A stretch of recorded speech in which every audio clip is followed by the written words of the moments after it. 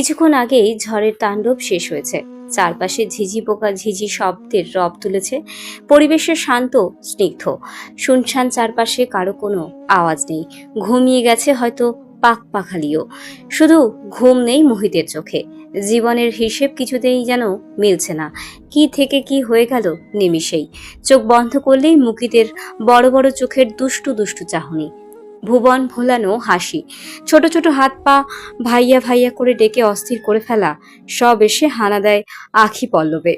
সেদিন মোহিত কুমিল্লায় ফিরে যেতে চায়নি। আদনান সাহেবকে দেখেই মোহিত বুঝে গেছিল কিছু একটা হয়েছে। এজন্যই মোহিত আংটি বদল শেষ হতেই আদনান ওয়াসিফের কাছে যায়। বাবা, কোনো কিছু না লুকিয়ে সত্যি করে বলো, কি হয়েছে? তোমাকে এমন বিধ্বস্ত অসহায় কেন লাগছে? আদনান সাহেব মোহিতের পানে দৃষ্টি ফেলে বললেন। আমার রুমে এসো মোহিত, কথা আছে। মোহিত আদনান সাহেবকে অনুসরণ করে দোতলার দক্ষিণ পাশের রুমটাতে চলে যায়। সেই রুমের ব্যালকনির সাইজে বিশাল বড়। ব্যালকনির এক কোণে চেয়ার টেবিল পাতানো। মিসেস তারিন গাছ ফুলপ্রিয় মানুষ। বিভিন্ন ইনডোর প্ল্যান্ট আর ফুলের গাছ দিয়ে ব্যালকনি সজ্জিত করেছে। পাশেই একটা ইজি চেয়ার পাতা। আদনান ওয়াসিফ এলোমেলো পায়ে হেঁটে ইজি চেয়ারে বসে মাথাটা এলিয়ে দিয়ে চোখ বন্ধ করলেন। বড় বড় করে শ্বাস নিয়ে মোহিতের উদ্দেশ্যে বলেন। শোনো মোহিত, সব সময় একটা কথা মাথায় রাখবে, তুমি সৎ, সত্যবাদী, আদর্শ একজন নির্বাহী অফিসারের সন্তান। টাকার লোভে বা ক্ষমতার লোভে পরে কখনো কোথাও দালালি করতে যাবে না। এসব কেন বলছো পাপা? বলছি, অবশ্য এর পেছনে কারণ আছে। তোমাকে এই সংসারের হাল ধরতে হবে মোহিত। আমার অবর্তমানে তুমি হবে মুকিত, নামিরা আর তারিনের গার্জিয়ান। বাবা হিসেবে তোমাকে অনুরোধ নয়, অর্ডার দিচ্ছি আমি। আমার ছেলে মেয়ে আর তারিনকে কোনো দুঃখ দিতে পারবে না তুমি। তোমাকে হতে হবে শক্ত, ধৈর্যশীল, মনোবল হারালে চলবে না। কি বলেছি তুমি কি বুঝতে পেরেছো? আদনান সাহেব চোখ খুলে হেলান ছেড়ে উঠে বসলেন। মোহিতের পানে দৃষ্টি দিয়ে আবারও বলতে লাগলেন। আমার সমস্ত দায়িত্ব আমি তোমার উপর অর্পণ করলাম। কখনো দায়িত্বের অমর্যাদা করবে না। নামিরার বিয়ে শেষ হতেই কুমিল্লায় ফিরে যাবে তুমি। এখানে যাই হয়ে যাক না কেন, এই বাসায় আসবে না। নামিরা আর সোহাগের জন্য তোমার নাফিজ মামা সকল ব্যবস্থা করে রেখেছেন। আমি চাই তুমি শুধু আমার না হওয়া দায়িত্বগুলো পালন করবে। বাধ্য অফিসারের মতো আমাকে কোনো প্রকার প্রশ্ন করবে না। মোহিত আদনান সাহেবের এমন কাঠিন্যতা দেখে অবাকের চরম পর্যায়ে পৌঁছে গিয়েছিল সেদিন। যেই বাবা কখনো চোখ গরম করে পর্যন্ত তাকায়নি, সেই বাবা আজ এত কঠিন স্বরে কথা বলছে। আদনান সাহেব আবারও বলতে শুরু করলেন। তোমার মা নরম মনের মানুষ, এমনিতেই তার মনে দুঃখে কষ্টে ভরপুর। কোনো আঘাত সহ্য করতে পারে না, কখনো তাকে আঘাত দিবে না। আমি থাকি বা না থাকি, তাকে ছোট বাচ্চার মতো সামলে রাখবে। পরশু নামিরার বিয়ে। বিয়ে শেষ হওয়া মাত্রই ব্যাগপত্র গুছিয়ে চলে যাবে। অনেক রাত হয়েছে, শুয়ে পড়ো। বলেই চেয়ার থেকে উঠে শয়নকক্ষে চলে গেলেন আদনান সাহেব। মোহিত দুয়ে দুয়ে চার মেলাতে পারছে না। একজন ম্যাজিস্ট্রেটকে টেক্কা দিতে পারে এমন মানুষের সংখ্যা খুবই কম। কোনো এক ঝামেলা হয়েছে, এটা নিশ্চিত। ঝামেলাটা কি এমন যে কারোর জান নিয়ে নেবে? সেদিন রাতে মোহিতের ঘুম এলো না। খুব ভোরে বিছানা ছাড়ল মোহিত। নামিরার বিয়েরও তেমন কোনো আয়োজন নেই। মোহিত সারাদিন ভেবে চিন্তে কোনো সুরাহা করতে পারল না তার বাবার এসব বলার পিছনের ঘটনার। নামিরার বিয়ে শেষ হতেই মোহিত চলে যেতেই ব্যাগপত্র গোছালো। তারিন, মুকিত, নামিরা জোর জবরদস্তি করেও মোহিতের মুখ থেকে কোনো কিছু বের করতে পারল না। তারিন, নামিরা কান্না করে দিল এক প্রকার। তারিন বলে উঠল। তুই না বললি 15 দিনের ছুটিতে এসেছিস, তাহলে এখনই কেন চলে যাচ্ছিস? আরও তো 12 দিন বাকি। নামিরা নাক টেনে টেনে বলল। সোহাগকে মানতে পারছিস না দুলাভাই হিসাবে? মোহিত তো মোহিতের ব্যাগ ছাড়ছেই না। মোহিত যদিও ছুটি থাকতেই ফিরে যায়, তাহলে মুকিতের লাশের উপর দিয়ে যেতে হবে। এদিকে বাবার আদেশ, অন্যদিকে পরিবারের আকুতি, সব মিলিয়ে মোহিত মহা ফ্যাসাদে পড়ল যেন। অবশেষে কাজের বাহানা, মিশনের বাহানা দিয়ে ভরাক্রান্ত মন নিয়ে কুমিল্লায় ফিরে আসে মোহিত। যেদিন বাবা ভাইকে হারালো সেদিন মোহিত একদম কাঁদেনি। কেন জানি কান্না আসেনি। দুর্বল মনের মোহিত এক রাতের ব্যবধানে পাষাণে পরিণত হলো। প্রাণপ্রিয় ভাইয়ের শোকে হৃদয়ে পাথরের স্তূপ বসালো। হায় রে অভাগী মা, জীবন্তকে কোনো শান্তিই দিল না। এতদিন বাবা হারানোর শোক, মিথ্যে অপবাদ নিয়ে কাটিয়েছিস, আর এখন সাথে যুক্ত হলো ভালোবাসার স্বামী আর প্রাণপ্রিয় পুত্র হারানোর শোক। মোহিতের বাবা আর মুকিতের পোস্টমর্টম রিপোর্ট নিমিষেই বদলে গেল। পুলিশ মিথ্যে সাক্ষী দিল। রাতের আধারে কে বা কারা মোহিতের বাড়িতে আগুন ধরিয়ে দিল। সংবাদপত্রে নিউজ হলো সৎ ম্যাজিস্ট্রেট আদনান ওয়াসিফ পরিবার সমেত আগুনে পুড়ে মারা গিয়েছেন। মোহিত ততক্ষণে বুঝে গিয়েছিল প্রতিপক্ষ প্রশাসনের বাম হাত। এদেরকে ধরতে হলে আত্মগোপন করাই শ্রেয়। এখনই সামনে আসলে তাকেও শেষ করে দিতে কার্পণ্য করবে না, কিন্তু মোহিত তা কখনোই হতে দিবে না। তার সুখের পরিবারকে যারা এক নিমিষেই ছাড়খাড় করেছে, একদিন অবশ্যই মোহিত তার চূড়ান্ত হিসেব কষবে। ওপাশের কেউ জানলই না নির্বাহী অফিসার এখানে একজন বারুদ রেখে গিয়েছে, যা সময় সুযোগ বুঝে আপন শক্তিতে জ্বলে উঠবে এবং তাদেরও জ্বালাবে। রাতের আধারে পুড়ে যাওয়া নিজের ভবনে এসেছিল মোহিত। আদনান ওয়াসিফের নিজস্ব লকার ছিল, সেটার লক মোহিত জানত। টর্চ জেলে কাঙ্ক্ষিত লকারের নিকট এসেই কোড প্রেস করতেই লকার খুলে গেল। বেরিয়ে এলো বাদামি মলাটের ডায়েরি, একটা পেন ড্রাইভ, কিছু স্থির চিত্র। সোনার হরিণ পাওয়ার মতো চকচক করে উঠল মোহিতের চোখ। একজন সেকেন্ড লেফটেন্যান্টের দৌড় আর কতই বা। ওকে এখনই প্রতিপক্ষকে জব্দ করা মোক্ষম সময় নয়, সুযোগ বুঝে চাল ফেলতে হবে। অধ্যবসায় আর কঠিন পরিশ্রমে নিজের তীক্ষ্ণ বুদ্ধির জেরেই খুব দ্রুত লেফটেন্যান্ট থেকে ক্যাপ্টেন এবং ক্যাপ্টেন থেকে মেজরে পরিণত হলো মোহিত। নিজের মামার পাওয়ার কাজে লাগিয়ে ঢাকায় এসে স্থান পোক্ত করলো।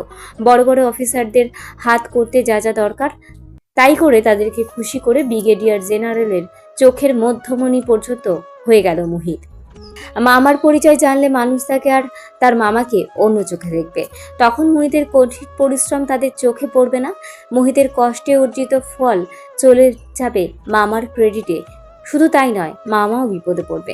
ডিপার্টমেন্ট মামাকে হেনস্থা করবে। এমনটি বুদ্ধিদীপ্ত মোহিত কখনোই হতে দেবে না। শক্ত মনের অধিকারী মোহিত ভুলে গেল মেজর জেনারেল তার মামা। নাফিজ মাহমুদ আর দুটো মেজরের মতোই তারও স্যার। সবাই তাকে স্যার ডাকতে পারলেও সেও পারবে। নামিরার সাথে খুব কম যোগাযোগ করে। নামিরার কান্নাকাটিতে বুকের বাঁ পাশে সূক্ষ্ম ব্যথা অনুভূতি হয়, যা মোহিত হতে দিতে চায় না। সোহাগের সাথে প্রতিনিয়ত যোগাযোগ আছে তার। সোহাগ ভালো রাখবে তার বোনকে, এখনও রাখছে।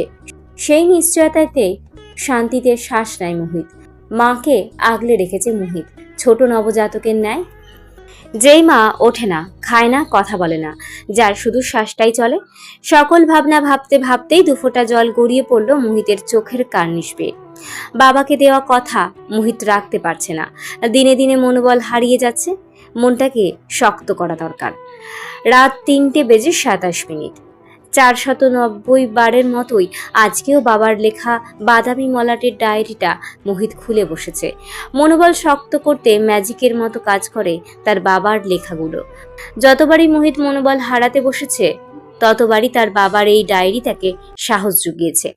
মোহিত প্রথম পৃষ্ঠা বের করলো, তাতে টানা টানা অক্ষরে হাতের লেখা। আমার 24 বছরের চাকরি জীবনে আমি কখনো অসৎ উপায় অবলম্বন করিনি। কখনো আমি আমার পেশার ওপরে কলঙ্কের কালি লাগতে দেইনি। আমার সন্তানরা কখনো আমার জন্য মানুষের সামনে মাথা নত করবে না, তারা মাথা উঁচু করে বাঁচবে। আমার স্ত্রীর কাছে আমি যেমন আদর্শ স্বামী হয়ে আছি, মৃত্যুর পরও এমনটাই থাকতে চাই। পরের পৃষ্ঠা উল্টালো মোহিত। সাল 2018, 17 মে। আমার আদরের পুত্র মোহিত সেকেন্ড লেফটেন্যান্ট হয়েছে। ছেলে দেশের জন্য নিজেকে নিয়োজিত করেছে। এর থেকে সুখের আর কী হতে পারে? আমি জানি মোহিত আমার সকল স্বপ্ন পূরণ করবে। আমার প্রাণপ্রিয় মোহিত, বাবার সকল দোয়া আর ভালোবাসা তোমার জন্য। জুন 3। ভেবেছিলাম নামিরার বিয়ে দিয়ে চিন্তামুক্ত হব, কিন্তু ভাগ্য অসহায়। হবে কি, আমি কুৎসক্করি কিছু লোকের খারাপ পরিকল্পনার মধ্যে ঢুকে গেছি। আমার জন্য তাদের গোপন তথ্য ফাঁস হওয়ার উপক্রম হয়েছে। আমাকে হুমকি দেওয়া হয়েছে, আমাকে সহ আমার স্ত্রী সন্তানকে তারা পৃথিবী থেকে সরিয়ে দেবে। আমি যদি সাক্ষী না দেই তাহলে সবাই ভালোভাবে বেঁচে থাকবে, কিন্তু আমি একজন বাবা। যাদেরকে এভাবে পাচার করে দেওয়া হচ্ছে তাদেরও পরিবার আছে, মা বাবা আছে। নামিরা, মোহিত, মুকিতের জন্য আমার যেমন চিন্তায় জান বেরিয়ে যায়, তাদেরও তেমনই হচ্ছে। আমাকে যদি আমার জান কোরবান দিতে হয় দিব, তবুও কোনো বাবা মায়ের বুক খালি হতে দিব না। জুন 7। মনের সাথে যুদ্ধ করে বহু ভেবেচিন্তে দেখলাম আমি কোনোভাবেই আমার চরিত্রে দাগ লাগাতে পারবো না। আমি নিজের জীবন বিসর্জন দেব, সেই ভাবনা ভেবে ফেলেছি। কাল আমার আদরের একমাত্র মেয়ে নামিরার মেহজাবিনের বিয়ে। আমার অনেক আনন্দিত হওয়ার কথা, কিন্তু আমার ভয় হচ্ছে আমার স্ত্রী সন্তানকে শেষ রক্ষা করতে পারবো তো। জুন 15। মোহিত আমাকে কথা দিয়েছে ও সব সামলে নেবে। মোহিতের প্রতি আমার আস্থা শতভাগ। মোহিতকে পারতেই হবে। আমি কখনো কারো উপর অবিচার জুলুম করিনি। আল্লাহই আমার সন্তানদের জন্য যথেষ্ট। তিনি অবশ্য আমার স্ত্রী সন্তানকে রক্ষা করবেন। মোহিত, তুমি যদি কখনো এই ডায়েরি পাও, ভেবে নিবে বাবার পক্ষ থেকে তোমার মনোবল বৃদ্ধির মেডিসিন এটা। পাপার সকল দোয়া আর গভীর হৃদয়ের ভালোবাসা তোমার জন্য। তোমাকে নিয়ে আমার অনেক স্বপ্ন ছিল, হয়তো কিছু পূরণ হবে না। যখন তুমি এই লেখাগুলো পড়ছো, পাপা হয়তো তখন তোমার থেকে অনেক দূরে। তোমার জন্য আমার না হওয়া কিছু কাজ ফেলে যাচ্ছি। যদি বড় কোনো অফিসার হও তাহলে বদলা নিও, আর যদি ভীতু কাপুরুষ হও তবে জেনে নেবে আমার বাবাকে কেউ সততার জন্য খুন করেছে। নিজেকে ওইভাবেই গড়ে তুলবে মোহিত, যেভাবে গড়লে পাপার মৃত্যুর প্রতিশোধ নিতে পারবে। কখনো অন্যের নৌকায় পা দিয়ে চলার চেষ্টা করবে না। কোনো সাহায্য প্রয়োজন পড়লে তোমার মামা নাফিজের কাছে চাইবে। নাফিজ আমাকে কথা দিয়েছে তোমাদের দেখে রাখবে, কিন্তু অনুরোধ থাকবে কারো কাছ থেকে সাহায্য নিতে গিয়ে তাকেই আবার বিপদে ফেলবে না। তোমাকে অনেক বড় হতে হবে মোহিত, বড় অফিসার হবে। দেশের জন্য, দেশের মানুষের জন্য কাজ করবে। নিজের শ্রম আর মেধা খাটিয়ে সবসময় সব কিছু অর্জন করবে। সততার পুরস্কার কত বড় হয় জানো তো? মোহিত, নরম মনের মানুষগুলো এই দুনিয়ায় সবচেয়ে বেশি কষ্ট পায়। যাকে মানুষ নরম পায় তার পেছনেই লেগে থাকে। একটা কথা জানো তো, শক্তের ভক্ত নরমের জম। এমনভাবেই বিকশিত করবে নিজেকে যেন ভক্তিটাই তোমার শোধাতে ওঠে, আর অন্যের জন্য নিজে জমে পরিণত হও। বাবা, অনেক কথা বলে ফেলেছি, হাতে সময় খুবই কম। কিছু দায়িত্ব আছে, ওগুলো কমপ্লিট করতে হবে। বাবা, অনেক কথা বলে ফেলেছি, হাতে সময় খুবই কম। কিছু দায়িত্ব আছে, ওগুলো কমপ্লিট করতে হবে। আমার আদেশে বেঁচে থাকো মোহিত। শুধু মনে আফসোস তোমার পুরোপুরি গুছিয়ে দিয়ে যেতে পারলাম না। এমন হতভাগা পিতা আমি। ভালো থেকো আদরের মোহিত। ডায়েরিটাতে আর কিছু লেখা নেই, বাকি সব সাদা পাতা। ফজরের আজান হচ্ছে চারপাশে। অশ্রুসিক্ত নয়নে মুহিত ডায়েরিটা বন্ধ করে লকারে আবারও পুরে রাখলো। হাত মুখ ধুয়ে অজু করে মুহিত নামাজে দাঁড়ালো। তনুজা সকাল সকাল সব কাজ রেডি করেছে দ্রুত। আজ সে নিজেই যাবে মুহিতের মাকে এ বাড়িতে আনতে। প্রফেসর ফোন করে জানিয়েছেন মিসেস তারিনের জ্ঞান ফিরেছে। ওনাকে একা একা রাখার চাইতে বেশি মানুষের মধ্যে হাসি খুশি রাখলে ওনার জন্য ভালো হবে। স্বর্গকে নিয়ে মিসেস তনুজা বেরিয়ে গেলেন নাফিজ মাহমুদের বাংলো থেকে। স্বর্গ আর তার মা দাঁড়িয়ে আছে কাঙ্ক্ষিত কেবিনের দরজার সামনে। দরজা ঠেলে ভেতরে ঢুকে মুহিতকে দেখা গেল মায়ের সাথে টুকটাক কথা বলছে আর হাসছে। মুহিতকে হাসলে এত সুন্দর লাগে ভেবেই স্বর্গের মনে আনন্দের সৃষ্টি হলো। এই তো মুহিত আজকে মন থেকে হাসছে। হঠাৎ তনুজাকে দেখে দাঁড়িয়ে যায় মুহিত, সালাম দিয়ে প্রশ্ন করে, ম্যাডাম আপনি এখানে? তনুজা হু হু করে আঁচলে মুখ গুজে কেঁদে ওঠেন। থাবড়িয়ে গালের খাল তুলে ফেলবো ফাজিল ছেলে।